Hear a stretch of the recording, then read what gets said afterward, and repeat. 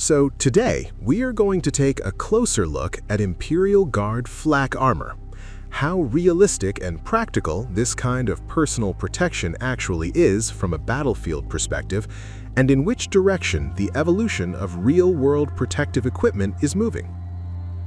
In the Imperium of the 42nd millennium, flak armor is the standard issue body armor, roughly comparable to the 6B-46 vest from the Ratnik program in the modern Russian army. Flak armor is issued to everyone who is not good enough for power armor, or at least carapace armor, like that worn by Tempestus scions. According to the lore, flak armor can withstand bullets, weak laser beams, shotgun pellets, and shrapnel, essentially everything most human enemies use, such as chaos cultists, as well as attacks from smaller Xenos. And even if the armor is penetrated, part of the impact energy is dispersed, reducing the severity of the injury. A wounded guardsman has a chance to survive, receive treatment, and return to duty. Structurally, this armor is described as a multi-layered fabric made of reinforced synthetic fibers, with plate or scale inserts of ceramic or lightweight alloys, essentially a kind of far-future Kevlar. Modern combat helmets are formed from many layers of Kevlar impregnated with binding compounds. They're rigid and hold their shape. A similar technology could easily exist in Warhammer, only reinforced further with metal elements. Visually, a flak armor set resembles incomplete medieval plate armor, a breastplate, a helmet, and shoulder pauldrons. According to the lore, the design is relatively lightweight and flexible, suitable for prolonged use by billions of ordinary, poorly trained soldiers, yesterday's factory workers or farmers, in a wide variety of environments. Although how such armor can truly be flexible remains unclear. So far, everything seems fairly realistic, with the exception of that flexibility. Modern body armor is essentially a carrier that holds large ballistic plates combined with padding to reduce blunt force trauma. Protection is limited strictly to the area covered by those plates.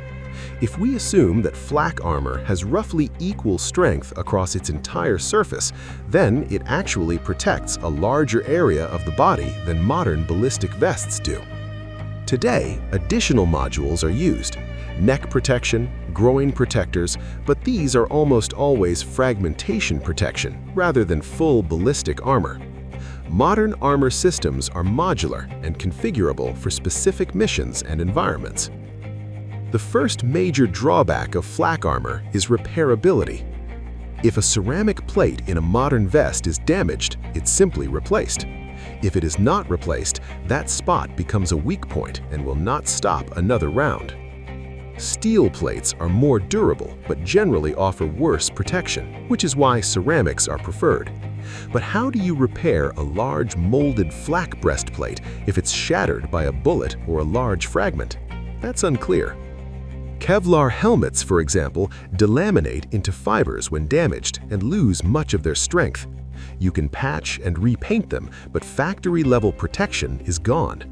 So, either the Imperium has enough resources to issue brand new armor sets, or damaged breastplates are hastily patched, repainted, and along with the dried blood of the previous owner, handed to the next guardsman. Given the grim, dark nature of Warhammer, the second option seems far more likely. Modern military logistics aim to optimize costs, which makes the familiar system of carriers with replaceable plates far more practical. Now, let's examine the shape of the armor itself.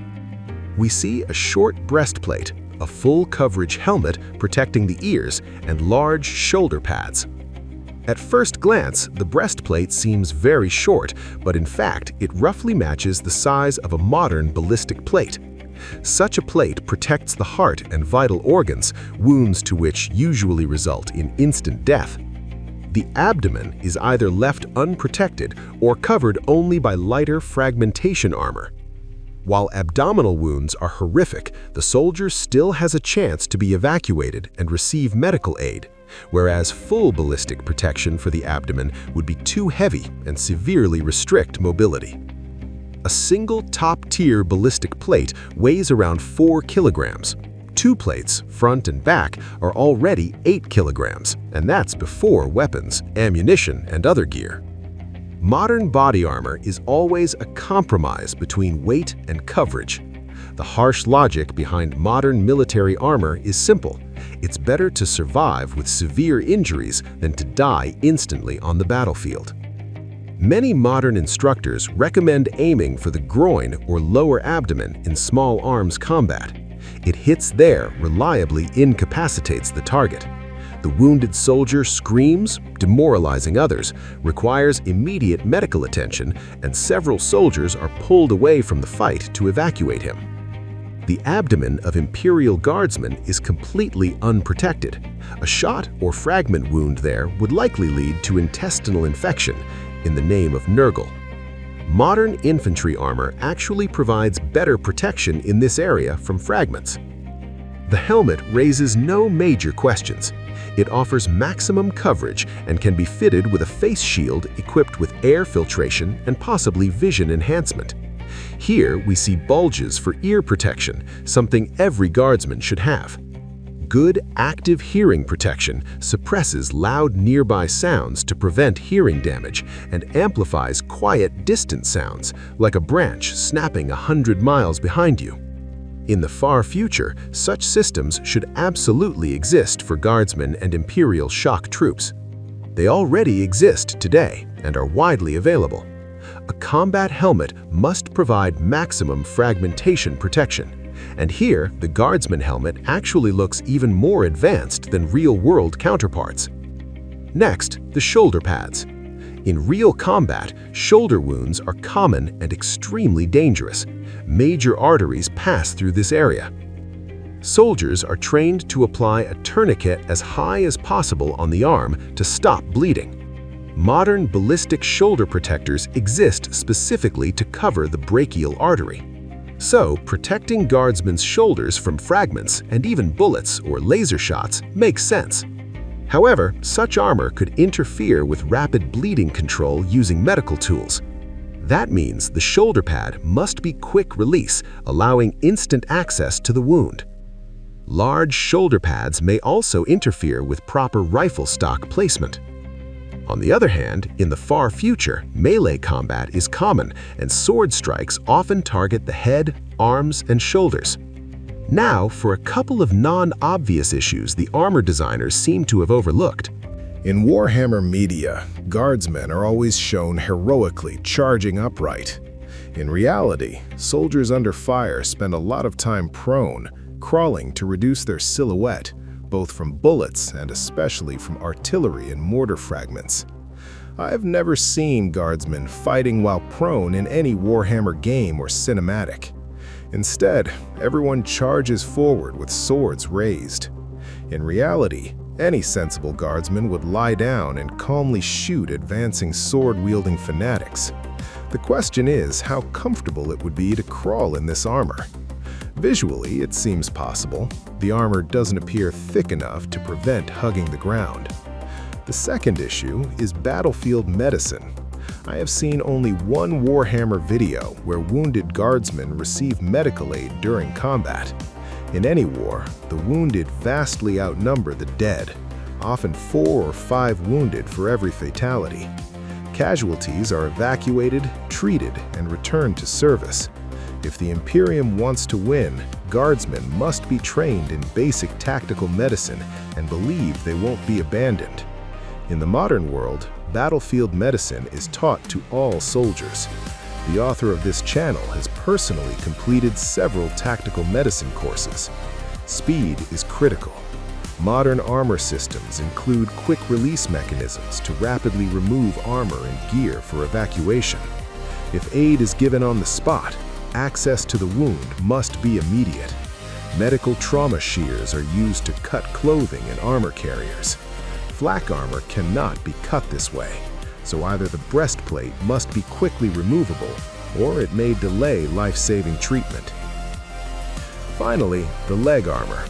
We often see short greaves, but their purpose is unclear. In reality, the knee is the priority for protection.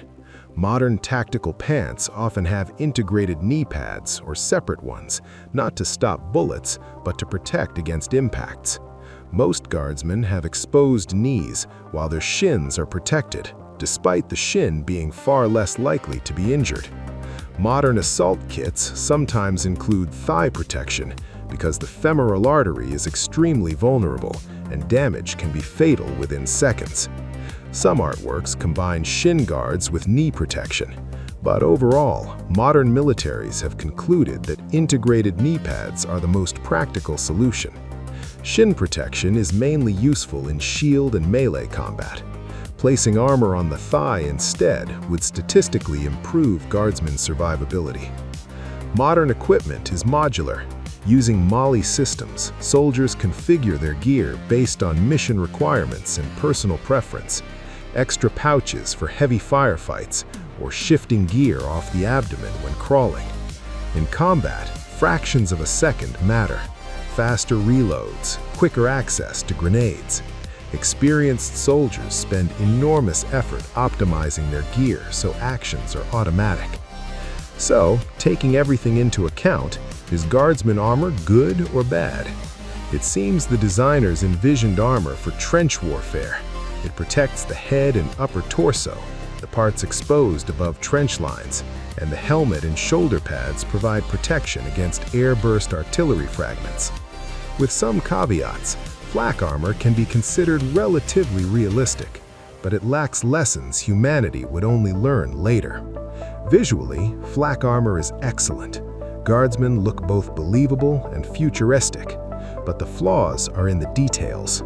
Flak armor falls behind modern systems in modularity, usability, and repairability. Modern protective equipment is evolving toward increased coverage and the use of passive exoskeletons to reduce strain on the spine and joints. Thank you for watching. Let me know what you think, and see you next time.